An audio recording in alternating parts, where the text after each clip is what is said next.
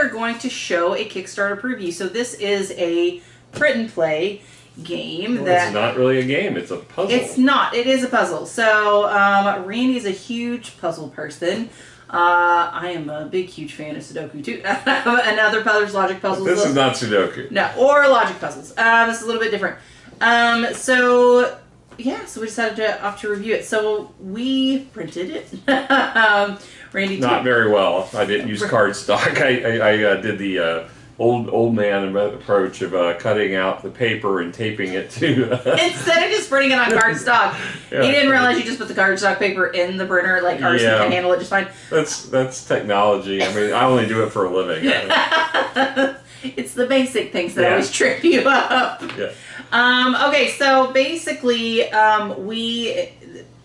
what is it? Okay. It's called One Card Maze, and this is season 2. Yeah, so this is the second edition. So basically, you are fighting a boss. And to be able to fight the boss, you need to follow a certain set of directions. So you're going to have a starting location. So for example, this one, there's a starting location.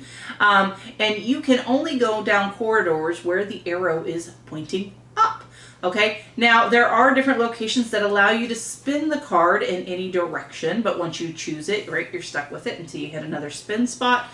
And so, for example, in this one in particular, Randy's going to put a close-up of it, I'm zooming over here, that you're going to go to the start, you're going to be able to pass this cross here, and then you're going to be able to go to this area and actually do a spin.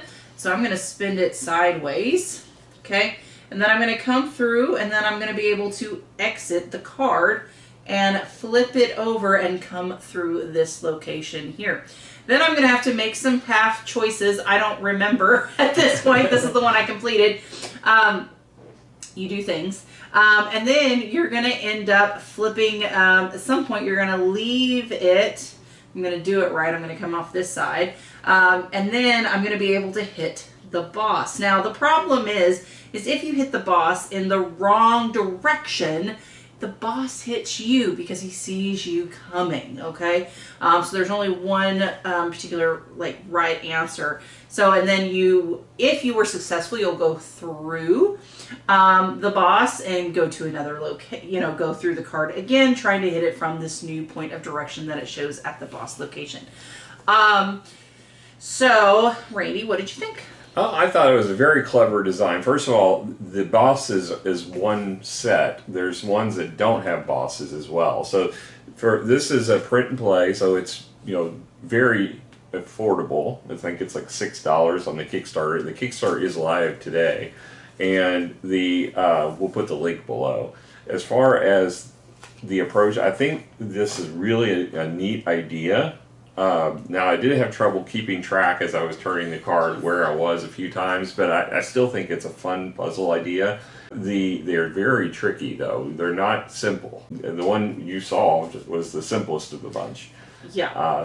And they have different varieties based on different themes. This is the Cthulhu-themed one. There's, I think, roughly 40 in the campaign that you get for a very affordable price. Yeah, I mean, that was my only critique as well, as sometimes I got confused where I was. And as a person who likes to upgrade things, I was trying to figure out, okay, how do I keep track? Yeah, because I'm like, if you could do like a dry erase and draw on it, that would be ideal. Well, then that's actually pretty simple to do because you can just use, we can make that happen. So one thing I did think about with this, I honestly thought that this would be great for D&D campaigns when you're trying to look for some puzzles, right? Because I don't know about the rest of you, but every time I end up, being a storyteller, I need a puzzle. This would actually be a little bit of fun to throw a little bit different into your games. Just another, hey, let's try something a little bit different. So that would be kind of interesting to see, maybe, trying to unlock a treasure box or something like that.